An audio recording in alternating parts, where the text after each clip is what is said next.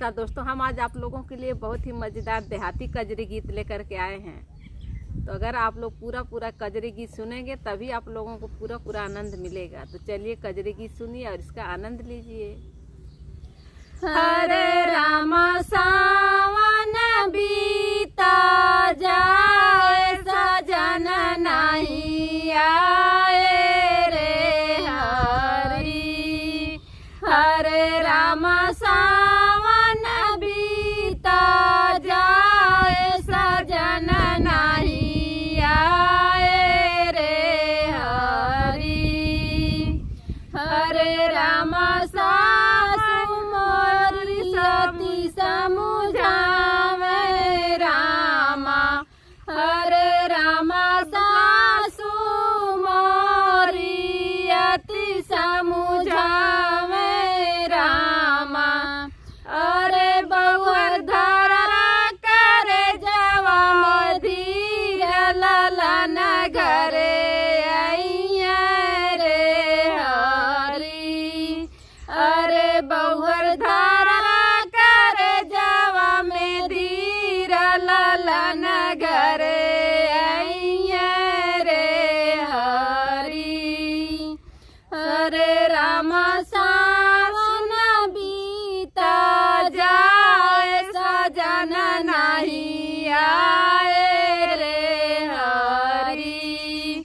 हरे राम सावन बीता जाए, सजन नहीं आए रे हरि। हरे राम जेठानी अति समुझावे रामा। हरे राम जेठानी अति समुझावे रामा। अरे छोटी धारा करे जावा में धीर देवर घरे अइया रे हरि।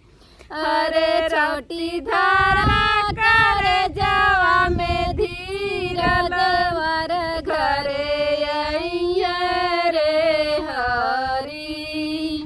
हरे राम सावन बीता जाए, सजन नहीं आए रे हरि। हरे राम सावन बीता जाए, सजन नहीं आए रे हरि। हरे राम नदी मोरी अति समुझावे रामा। हरे राम नदी मोरी अति समुझावे रामा। हरे बाबी धारा करे जावा में धीर भैया घरे अइया रे हरि।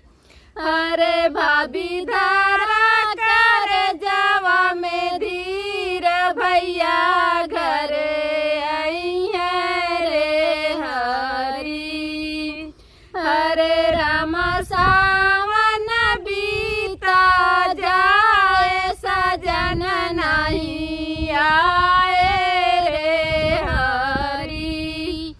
हरे राम सावन बीता जाए, सजन नहीं आए रे हरि।